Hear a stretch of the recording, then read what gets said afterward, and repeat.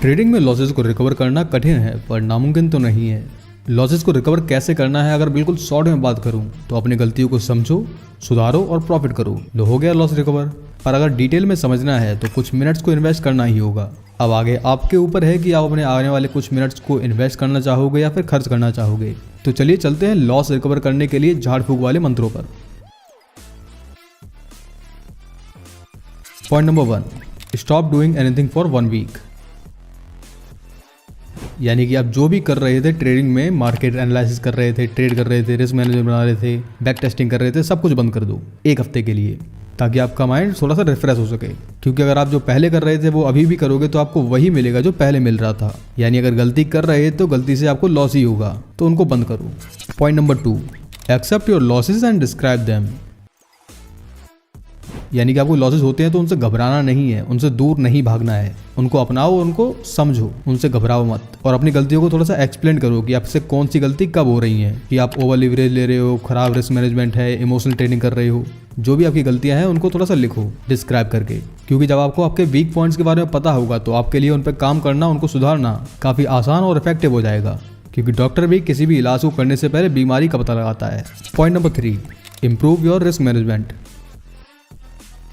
40% time जो भी traders loss करते हैं वो उनके पुअर रिस्क मैनेजमेंट के कारण होता है। तो आपकी जो भी स्ट्रेटजी है, वैसे मार्केट टाइप के अकॉर्डिंग आपका रिस्क थोड़ा सा ऊपर नीचे हो सकता है, बट ओवरऑल आपका जो ट्रेड रिस्क होना चाहिए वो 1 से 3% ही होना चाहिए। जैसे मान लो आपके पास 80,000 रुपीज़ हैं, जहाँ से आपको 40 के कैपिटल का ही यूज़ करना है ट्रेड करने के लिए। जहाँ से अगर आप 3% का रिस्क देखते हो एक ट्रेड में, तो जो कि निकल के आएगा 1200 रुपीज़ के आसपास। तो एक ट्रेड में आपको लॉस मैक्स लेना है 1200 तक का, और इसके अकॉर्डिंग ही आपको अपने पोजीशन साइजिंग को कैलकुलेट करना है। हाँ, पोजीशन साइजिंग काफ़ी इंपॉर्टेंट है, इसके बारे में आपको जानकारी होनी चाहिए कि स्टॉप लॉस के अकॉर्डिंग पोजीशन साइजिंग को कैसे कैलकुलेट करते हैं। और याद रखना, बिना स्टॉप लॉस के कभी भी काम मत करना, ये आपको आने वाले बड़े लॉसेस को होने से बचाएगा। और हाँ, ट्रेड्स को डाइवर्सिफाई करना बिल्कुल ना भूलें। यानी कि ऐसे मान लो आपको डे का जो रिस्क लेने की कैपेसिटी है वो 5000 तक की है, यानी कि एक दिन में 5000 तक का लॉस ले सकते हो। तो यहाँ पर आपको इतना सारा का सारा रिस्क एक ही ट्रेड में नहीं डालना है। इस लॉस को डाइवर्सिफाई कर दो 2 से 3 ट्रेड में, यानी कि 2-3 ट्रेड लो इस रिस्क को बांटकर, जिससे कि आपके प्रॉफिट होने के चांसेस बढ़ जाएंगे। अब आते हैं point number 4, improve your strategy.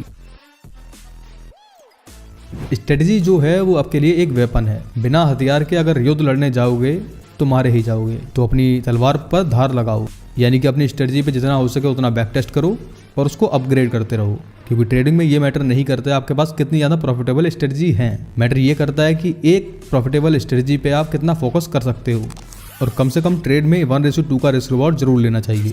अब आता है point number 5, control your emotions and stop over trading. Emotions को कंट्रोल करना काफ़ी टेढ़ी खीर हो सकती है, पर यहाँ पर मैं कुछ टिप्स दे देता हूँ। लॉस के तुरंत बाद आपको ट्रेड लेने से बचना होगा, इससे आपको ज़्यादा से ज़्यादा लॉस हो सकता है। छोटी पोजीशन साइजिंग का यूज़ करो, एक ही ट्रेड में आपको ज़्यादा पैसा नहीं लगाना है, इससे इमोशंस को कंट्रोल करना थोड़ा सा मुश्किल हो जाता है। और अपने ट्रेडिंग जर्नल को हमेशा मेंटेन करो, ज़्यादा कॉम्प्लिकेटेड नहीं, सिंपल रखो बट करो। और जब भी आपकी ट्रेड चल रही हो तो आप बार बार प्रॉफिट और लॉस को चेक मत करो, क्या ही फायदा होगा। चार्ट पे ध्यान दो, बहुत है। और अपनी ट्रेड्स को कभी भी किसी के साथ में कंपेयर मत करो।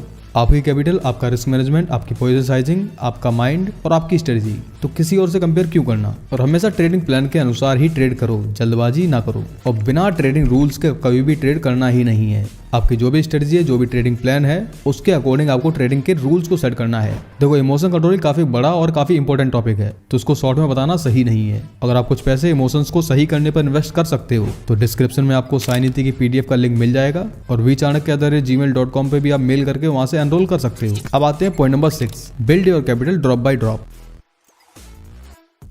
अब जैसे 2 साल के बच्चे के लिए 15 kg का वेट उठाना काफ़ी ज़्यादा कठिन होगा, क्योंकि उसकी इतनी क्षमता ही नहीं है, उसको आदत ही नहीं है। उसी प्रकार ज़्यादा बड़ी कैपिटल ज़्यादा बड़े लॉसेस का कारण बनती है। तो छोटे ट्रेड से शुरुआत करो, धीरे धीरे अपनी कैपिटल को बढ़ाओ। क्योंकि एक क्रिकेटर जब भी सेंचुरी मारने वाला होता है तो पहले 10 रन बनाता है, 20 रन बनाता है, तब जाके वो 100 पे पहुंचता है। ना कि वो सोचता है कि एक ही बॉल में 100 रन की सेंचुरी मार दूंगा, ऐसा पॉसिबल ही नहीं है।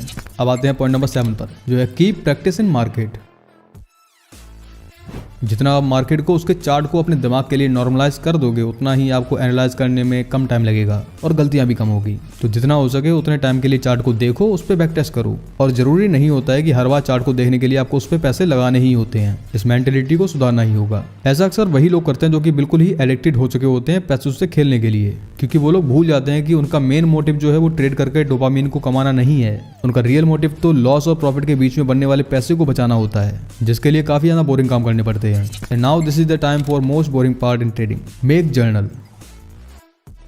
देखो, मैं मान सकता हूँ जर्नल बनाना काफ़ी ज़्यादा बोरिंग काम है, क्योंकि इसको डेडिकेशन से, कंटिन्यूटी से फॉलो करना होता है, जिसके लिए काफ़ी ज़्यादा डिसिप्लिन चाहिए है। तो यहाँ पर मैं आपको सजेस्ट नहीं करूँगा कि एक बहुत ज़्यादा कॉम्प्लिकेटेड जर्नल बनाना है, क्योंकि ट्रेडिंग में आपका मेन मोटिव ट्रेड करना और ट्रेडिंग की गलतियों को सुधारना है, न कि पूरा का पूरा वेद लिखना है। तो यहाँ पर आपको शुरुआत में सिर्फ 5 पॉइंट पर फोकस करना है। Point number 1, entry and exit points, यानी कि आप किस पॉइंट पर आपने एंट्री ली और किस पॉइंट पे आपने एग्जिट कर दिया। Point number 2, entry and exit reason, यानी कि ट्रेड लेने का रीजन क्या था, जो भी आपकी स्ट्रेटजी है, जो भी आपके सिग्नल्स हैं वो क्या था, और एग्जिट करने का कारण क्या था।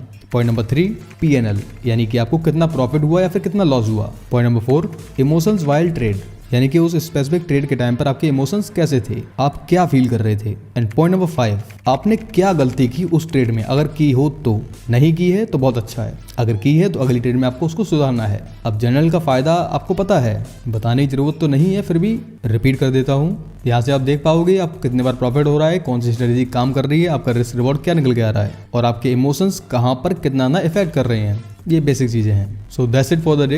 Late me know your thoughts and suggestions on this video information so I can contribute to all the traders community. और हाँ, अगर आपको जरूरत है तो डिस्क्रिप्शन में जाके आप कुछ ई बुक्स को देख सकते हो, जहाँ से आपको ट्रेडिंग में थोड़ी सी हेल्प मिल जाएगी, जिनको एनरोल करने के लिए आपको वहाँ पर लिंक मिल जाएगा।